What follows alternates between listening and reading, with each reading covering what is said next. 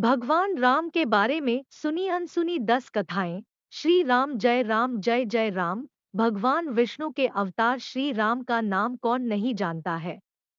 रामायण महाकाव्य के रचयिता महर्षि वाल्मीकि ने अपने ग्रंथ में लिखा है कि भगवान श्री राम में वैदिक सनातन धर्म की आत्मा कहे जाने वाले सभी गुण विद्यमान है। भगवान राम को पुरुषों में सबसे उत्तम पुरुष अर्थात मर्यादा पुरुषोत्तम भी कहा जाता है। आइए जानते हैं भगवान राम से जुड़े कुछ रोचक तथ्यों के बारे में। भगवान श्री राम का जीवन परिचय। त्रेतायुग में जन्मे भगवान श्री राम अयोध्या के महाराज दशरथ के सबसे बड़े पुत्र थे।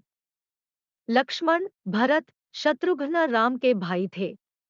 भगवान राम की मां कौशल्या थी और शेष सुमित्रा और कैकेयी के पुत्र थे।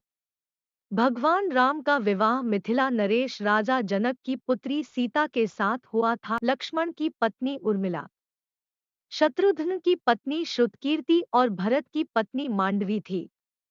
विवाह के पश्चात भगवान राम को राजा दशरथ ने रानी कैकेयी के कहने पर 14 वर्ष के लिए वनवास पर भेज दिया था, क्योंकि एक वचन के अनुसार कैकेयी राजा दशरथ से कुछ भी मांग सकती थी। तो रानी कैकेयी ने दासी मंदोदरी के उकसाने पर भरत को अयोध्या का राजा बनाने और राम को वनवास देने की इच्छा जताई और पिता की आज्ञा का पालन करके भगवान राम सीता और लक्ष्मण के साथ वन की ओर चले गए।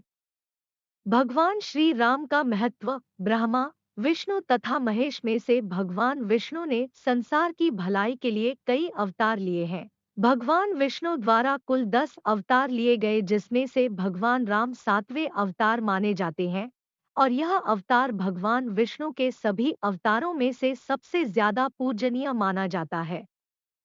भगवान श्री राम के बारे में महर्षि वाल्मीकि द्वारा अनेक कथाएं लिखी गई हैं। वाल्मीकि के अलावा प्रसिद्ध महाकवि तुलसीदास ने भी श्री राम के महत्व को लोगों को समझाया है।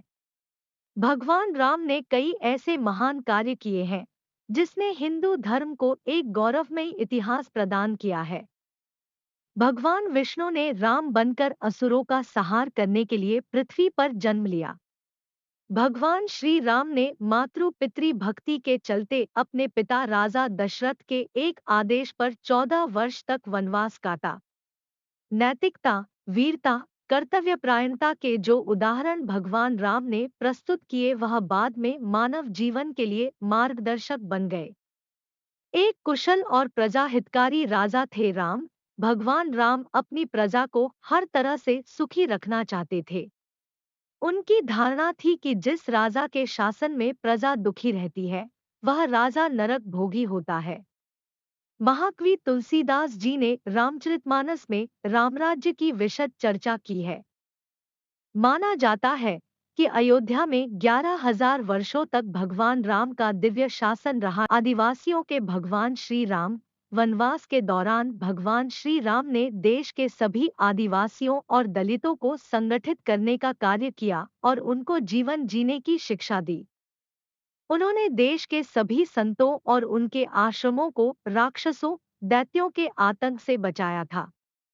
अपने 14 वर्ष के वनवास के दौरान भगवान राम ने भारत की सभी जातियों और संप्रदायों को एक सूत्र में बांधने का कार्य किया।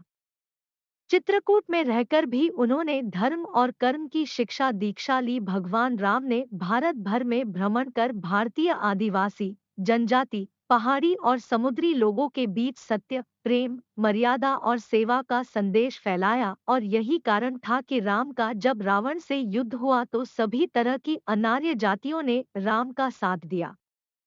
भगवान राम की वापसी। भगवान श्री राम कहते हैं कि पृथ्वी लोक एक ऐसा लोक है जहां जो भी आता है उसे एक दिन वापस लौटना ही होता है। ठीक इसी तरह श्री राम भी अपना मानवीय रूप त्याग कर अपने वास्तविक स्वरूप विष्णु का रूप धारण कर बैकुंठ धाम की ओर चले गए। भगवान राम के बारे में सुने 10 किस्से। 1। वनवास के समय भगवान राम 27 साल के थे। 2।